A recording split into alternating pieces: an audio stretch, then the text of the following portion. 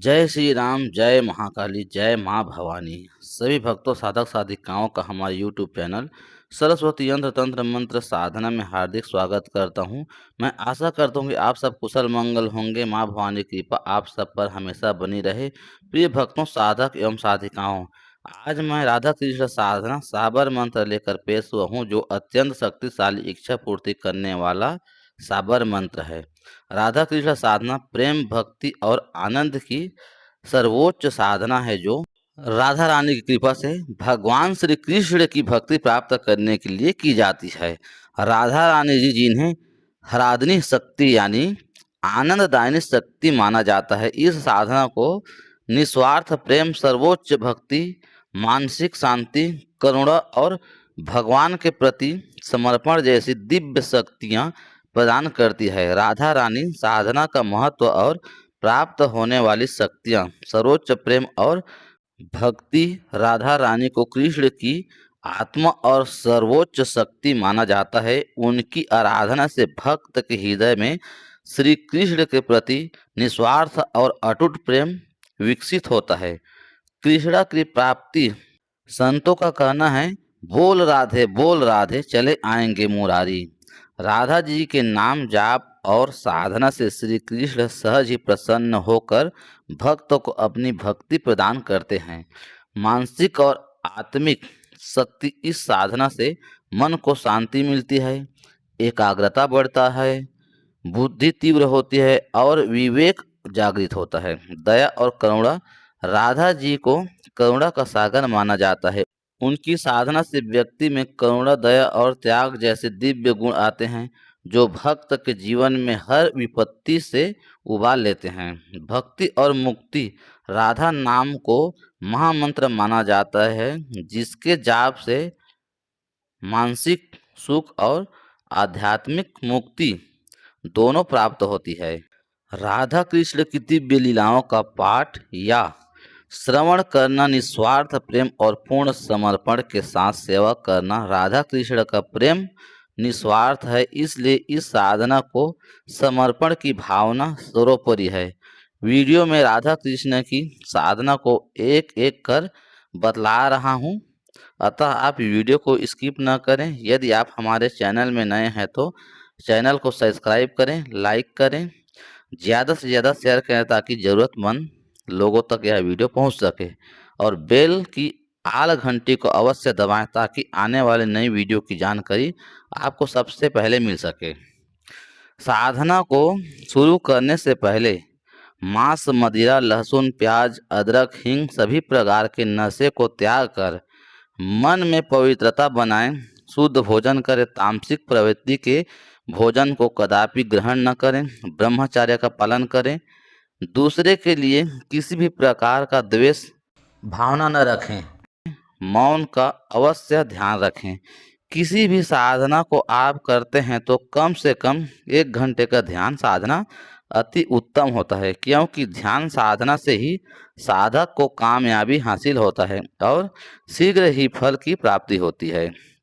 लकड़ी के सुंदर पाटे पर पीले रंग के वस्त्र बिछाएं और राधा कृष्ण की तस्वीर, अपने गुरु की तस्वीर और शिव परिवार की सुंदर तस्वीर को पश्चिम दिशा की ओर मुख करके स्थापना करें और आप पीले वस्त्र धारण कर पीले ही आसन में पूर्व की ओर बैठ जाएं। किसी भी साधना को करने से पहले सुरक्षा घेरा और शरीर रक्षा कवच धारण करना अनिवार्य होता है। इसमें क्या होता है, जब आप मंत्र जाप करते हैं तो उस मंत्र से शक्तिशाली ऊर्जा पैदा होकर निकलती है और उस शक्ति तक पहुंचती है जिस शक्ति को आप आवाहित करते हैं, बुलाना चाहते हैं। तब ऐसे में सुरक्षा कवच न लगाने पर नकारात्मक शक्तियां साधक के जाप से पुण्य ऊर्जा निकल रही हो, उस ऊर्जा को चुरा लेते हैं और आपकी साधना सफल नहीं हो पाती है। इस स्थान में बैठने के बाद सामने शुद्ध देसी गाय के घी से दीपक जलाएं, तस्वीर को गंगा स्नान कराएं, पूरे कमरे में गंगा जल छिड़क दें, पवित्रता बनाए रखें। षोडशोपचार, धूप, दीप, गंध, चंदन, अक्षत, फूल, कुमकुम से पूजा करें। गुरु गणेश कुल देवी देवताओं, पितृ देवी देवताओं सहित सर्व देवी देवताओं को आह्वान करें। जिस कार्य के लिए यह साधना करना चाहते हो, सफलता का आशीर्वाद लें, पूजन करें। कुमकुम से तिलक करें, अपने आप को तिलक करें। फिर दाहिने हाथ में अक्षत पुष्प जल 1 रुपये का सिक्का लेकर संकल्प कामना की सिद्धि को कहते हुए अक्षत पुष्प जल 1 रुपये का सिक्का सामने छोड़ दें। इस साधना को 41 दिन की अनुष्ठान लेकर किया जाता है और इसे ब्रह्म मुहूर्त में सुबह 4 बजे से आरंभ करें। किसी भी शुक्ल पक्ष के गुरुवार, शुक्रवार या फिर पूर्णिमा, जन्माष्टमी से शुरू कर सकते हैं। संस्कारित तुलसी के माला से एक माला ओम श्री गणेशाय नमः का जाप करें। फिर गुरु मंत्र जो कि आपके गुरु ने दीक्षा देते वक्त दिया हो, एक माला का जाप करें। फिर ओम नमः शिवाय शिव मंत्र का एक माला जाप करें। फिर मूल मंत्र का 11 माला प्रतिदिन विधि अनुसार जाप करें।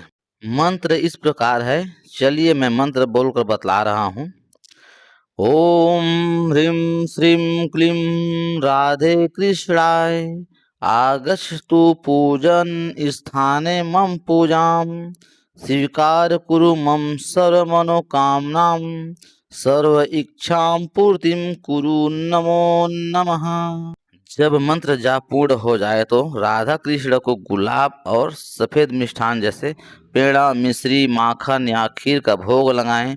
पंचमेवा 2 लौंग का जोड़ा कपूर की जलती हुई अग्नि में डाल दें और आवाहित गुरु, शिव परिवार, कुल देवी देवताओं, पितृ देवी देवताओं और सर्व देवी देवताओं को भी इसी प्रकार भोग लगाएं। निरंतर 41 दिन पूर्ण जब इस विधि से हो जाए, उसके बाद 42वें दिन फिर उसी समय इस मंत्र से दशांश हवन करें। बरगद की लकड़ी को हवन कुंड में डालकर कपूर के मदद से अग्नि जलाएं। फिर गाय का घी, काले तिल, जव, अक्षत, पंचमेवा, गूगल का मिश्रण से हवन करें। हवन के बाद पंचामृत स्नान कराएं, क्रमशः भोग लगाएं, जल याचन करें, क्षमा प्रार्थना करें, प्रणाम करते हुए साधना की पूर्ण सफलता का आशीर्वाद ले लें। गुरु दक्षिणा कर कुछ कन्याओं को भोजन कराएं। इस तरह कर लेने से आपका साधना पूर्ण हो जाता है। और प्रत्येक शुक्रवार को मिश्री युक्त खीर का भोग लगाएं और बाद में उसे छोटी कन्याओं में बांट दें। इस प्रकार करने से घर में धन धान्य की बढ़ोतरी होती है, सुख शांति ऐश्वर्य की प्राप्त होती है। यहाँ तक बने रहने के लिए आपको धन्यवाद। मिलते हैं नई वीडियो, नई साधना की जानकारी लेकर। तब तक जय श्री राम, जय महाकाली, जय माँ भवानी।